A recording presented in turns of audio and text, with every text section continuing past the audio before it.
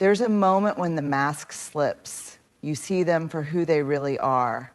And they know you see them. This is where things get interesting. Now, before we go further, let me be clear. When I say evil, I don't mean the villains in capes twirling their mustaches. I'm talking about the people who move through the world with calculated harm, the ones who thrive in manipulation, deceit, and power. And when they realize they've been caught, they don't retreat. Oh no, they escalate. When someone who operates with deception realizes you've uncovered the truth, their immediate response is rarely an outright admission of guilt. Instead, they retreat into evasion and denial. Because for them, self-preservation isn't just a preference, it's a survival mechanism. They don't panic, at least not on the surface. Instead, they act as if nothing has changed. They carry on as though you never saw what you saw, never heard what you heard, and never pieced together the puzzle that exposes them. If you confront them, they respond with confusion, as if your words are foreign to them. Wait, what are you even talking about? That never happened. You must be misunderstanding the situation. The goal isn't just to deny, it's to make you second guess yourself. They want you to question your own reality, to wonder if maybe, just maybe, you got it all wrong. And here's where it gets tricky, because if they do it well enough, you might start to believe them. You might replay events in your mind, trying to pinpoint where you misinterpreted things. You might tell yourself, maybe I overreacted. Maybe I read too much into it. Maybe I'm being unfair. That's the power of denial. It plants doubt.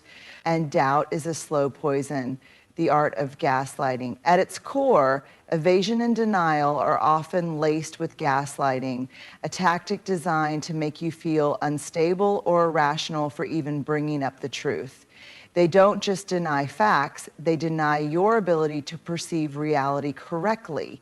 You could show them proof, messages, recordings, eyewitness accounts, and they'll still look you in the eye and say, that's not what happened. They'll rewrite history in real time. They'll downplay, reframe, or flat out reject the evidence. And if you push back, they'll shake their head with a mix of pity and amusement, as if to say, wow, I can't believe you think that. And suddenly, instead of focusing on their actions, you find yourself defending your own perception. You're explaining, proving, justifying, while they sit back and watch you unravel. Feigning innocence and playing dumb when outright denial isn't enough, they shift tactics. They act confused. They claim they don't remember. They furrow their brows and say, I honestly have no idea what you're talking about. They pretend to be so far removed from the situation that it becomes exhausting for you to even continue the conversation. And that's intentional. They want you to give up. They want you to get tired of fighting, of pushing, of trying to make them see the truth, because they have no intention of seeing it. Their innocence is a performance. And like any good performance, it's convincing. Why do they do this? Because for them, truth is dangerous. If they admit what they did, they have to deal with the consequences, whether that's losing trust, facing accountability, or having to change their behavior. And most of the time, they aren't willing to do that. Denial is their shield, evasion is their escape route. If they can make you believe that there's no fire, then they don't have to worry about putting it out. What can you do? Hold your ground. Trust what you saw, trust what you know. Because if someone is working this hard to deny reality, it's not because you're wrong, it's because they're afraid of what happens if you stop believing their lies. Once an individual who thrives on deception realizes that you see through them, they don't back down, they double down. This is when the manipulation not only continues but intensifies. They know they're exposed, and instead of taking responsibility, they shift into overdrive, using every trick in the book to regain control. Because for them, it's never about the truth, it's about power. At this stage, They're no longer just covering their tracks. They're actively working to distort your perception, control your emotions, and force you into submission. Their goal? To make you question yourself, to silence you, and to ensure that their version of reality prevails. Turning up the gaslighting. If they were gaslighting you before, now they're turning up the heat. Instead of simply denying the truth, they make you feel like you're crazy for even considering it. They don't just say, that never happened. Now they say, I can't believe you would even think that of me. Wow, you must be really paranoid. This is why people don't trust you. You always assume the worst. Notice the shift. Instead of just refuting the facts, they attack your credibility. They make you feel like the problem isn't what they did, it's you for noticing it. If they can make you question your own judgment, they win. Because once doubt creeps in, you become easier to control. Emotional manipulation, playing the victim, one of their most powerful weapons is flipping the script. If you confront them, if you hold them accountable, they don't just defend themselves, they become the victim. I can't believe you'd accuse me of that. After everything I've done for you, this is how you treat me? You're hurting me by even suggesting this? They turn the conversation away from their actions and onto their feelings. Suddenly, you're no longer talking about what they did. You're being forced to comfort them, to reassure them, to apologize. And if you refuse, they escalate. They might cry. They might rage. They might withdraw completely, giving you the silent treatment so that you feel guilty instead of them. It's all about making you feel responsible for their emotions, so you back off from holding them accountable, rewriting the narrative. They know that perception is everything. If they can't convince you that you're wrong, they'll start working on everyone around you. This is where they begin twisting the story. They plant seeds of doubt in others before you can even speak up. They'll say things like, I don't know what's going on with them lately. They've been acting really paranoid. They're just looking for something to be mad about. I think they're struggling emotionally. I'm worried about them. Now, instead of people believing you when you expose them, they've already been primed to think you're the unstable one. By the time you come forward, their web of deception is already in place. Triangulation.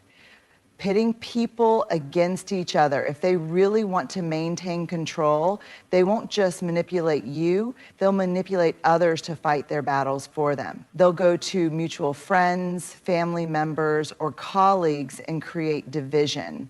They'll say, I don't want to cause drama, but they've really been acting strange. I just want to make sure you see both sides of the story. I hate being caught in the middle, but I think you should know what's really going on. Now, people you once trusted start distancing themselves from you. You feel isolated. You feel like the bad guy. And the manipulator, they sit back and watch as their work takes effect, all while pretending to be the innocent party caught in the crossfire. Testing your reactions, another tactic they use during this phase, is pushing boundaries. Small, calculated actions to see how much you'll tolerate. They might tell a tiny lie and see if you call them out.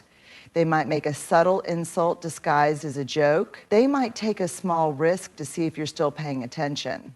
Every time you let something slide, they learn that they still have power over you. Every time you hesitate, they know they can still manipulate you. Why do they do this? Because manipulation is their lifeline. Without it, they lose control.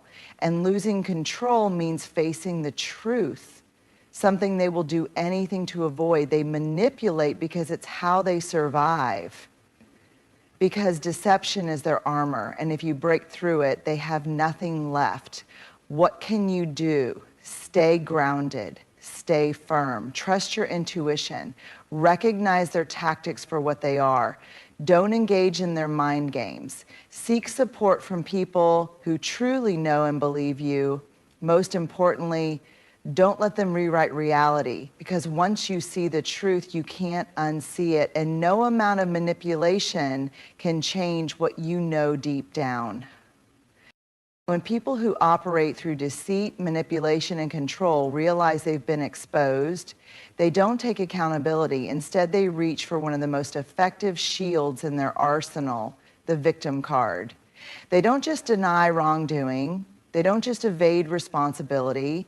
They go a step further and paint themselves as the one who has been wronged. This is not just a defense mechanism. It's a strategic move designed to shift attention away from their actions and place all the focus and guilt onto you. If they can make you feel bad for them, they can avoid consequences altogether. And make no mistake, this tactic is highly effective, especially if you're someone with empathy. Because when a person plays the victim, your natural instinct might be to comfort, protect, or even second guess yourself. And that's exactly what they want. How they play the victim, there are many ways they do this, but here are the most common.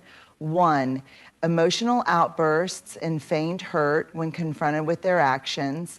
They don't apologize or admit fault. Instead, they overreact emotionally as if they are the ones suffering. They cry, they act shocked. They shake their head in disbelief as if your accusations are completely absurd. Instead of addressing the issue, they make the situation about their pain. Now you find yourself apologizing just for bringing it up. For example, imagine you confront someone about lying to you. Instead of acknowledging the lie, they respond with, "Wow, I can't believe you think so little of me. I have always had your back, and now you're accusing me of this? That really hurts." Suddenly, the conversation has shifted. Instead of holding them accountable, you now feel the need to reassure them that you do trust them, that you didn't mean to hurt them, and just like that, they've escaped responsibility. Tupac turning the focus to their own struggles. If emotional outbursts don't work, they'll remind you of all the hardships they've endured.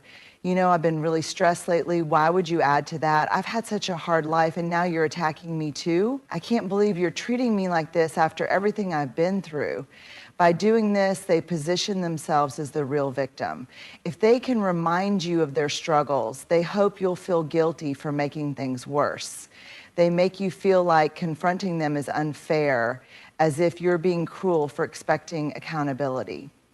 They blame blaming you for their actions. This is one of the most dangerous and toxic ways they play the victim. Instead of acknowledging what they did, they turn it around on you. They justify their behavior by making it seem like your actions forced them to behave the way they did. For example, "I wouldn't have lied if you weren't always questioning me.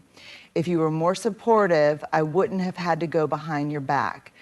I only did that because you made me feel like I had no other choice." This is classic emotional manipulation.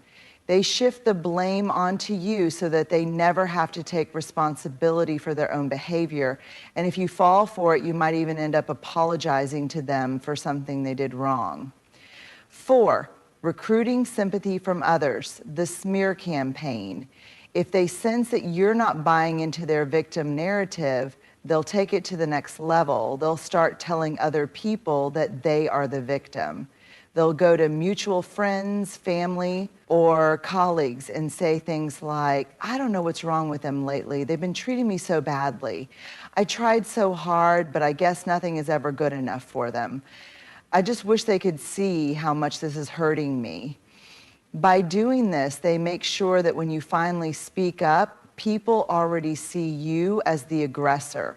You're the unreasonable one, and they're just an innocent person caught in the crossfire. Now, instead of getting support, you're met with skepticism. Instead of people believing your side of the story, they're already primed to believe theirs. And what's worse, if you try to defend yourself, it only reinforces their victim narrative. "See, look at how they're treating me. I told you they were attacking me." This is called DARVO. Deny, attack, reverse victim, and offender. It's a manipulative strategy where they deny wrongdoing, attack the person confronting them, and then reverse roles, making it seem like they're the victim and you're the aggressor. 5, the silent treatment and withholding affection. Sometimes, instead of a dramatic emotional outburst, they go silent. They withdraw. They make you feel guilty just by refusing to engage with you. They ignore your calls and messages. They act cold and distant. They behave as though you hurt them and they're punishing you for it. The goal here is to make you chase after them, to make you feel like you're the one who needs to make things right. And if you cave, if you go back and apologize just to restore peace, then they've won. They've successfully shifted the blame and made you the one begging for forgiveness. Why do they do this? Because playing the victim works. It shifts focus away from their actions. It makes you feel guilty for confronting them. It manipulates others into siding with them. It avoids accountability at all costs. For people who refuse to own up to their mistakes, the victim card is the perfect escape route. How to protect yourself, stay focused on the facts. To stay focused on the facts, to protect yourself, stay focused on the facts. Don't get distracted by their emotional theatrics. Stay clear on what they actually did. Refuse to accept blame for their actions. You are not responsible for their choices. No matter how much they try to twist it, they did what they did. Don't engage in their drama. They want a reaction. The less you give them, the less power they have over you. Set boundaries and hold them firm. If they keep playing the victim to avoid accountability, stop engaging with them. Seek support from people who see the truth. Surround yourself with those who know your character and won't fall for their manipulations. Final thoughts. When someone plays the victim as a manipulation tactic, it can be deeply frustrating. You want to scream, "That's not what happened." You want people to see through it. You want them to just own up to what they did. But the truth is, they never will. The appearance of innocence is more important than actually being innocent. So instead of trying to get them to admit the truth, focus on what you can control. Your own boundaries, your own reactions, and your own peace of mind. Because at the end of the day, the real victim isn't the person playing the role, it's the person being manipulated into believing the lie. When someone who thrives on deception realizes they've been exposed, they don't sit back and accept the consequences.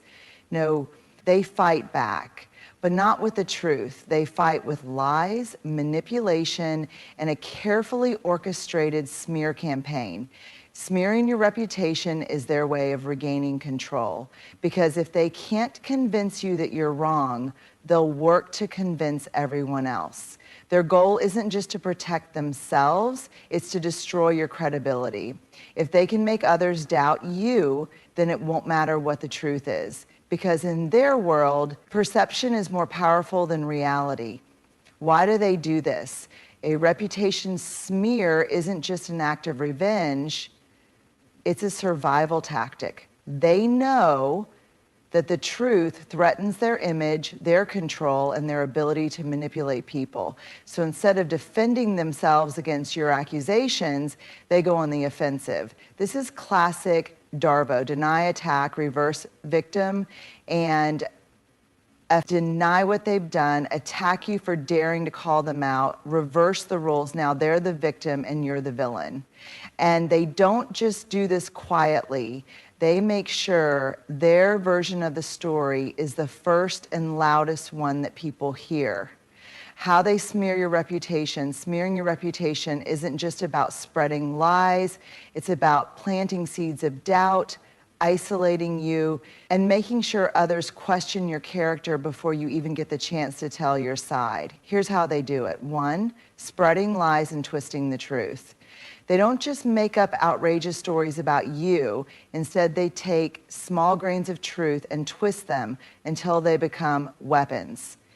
If you got frustrated and raised your voice once, they tell people you're emotionally unstable. If you confronted them about their behavior, they say you're aggressive and controlling. If you confided in them about something personal, they distort your words to make you seem toxic or cruel. They don't need you to be the villain in reality. They just need to convince others that you are. 2, playing the victim to gain sympathy. They paint themselves as the helpless victim of your supposed cruelty.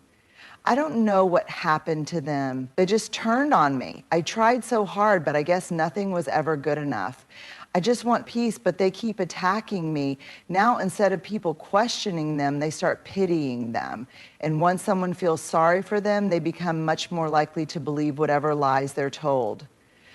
3, isolating you from your support system. A smear campaign works best when you don't have anyone left to defend you.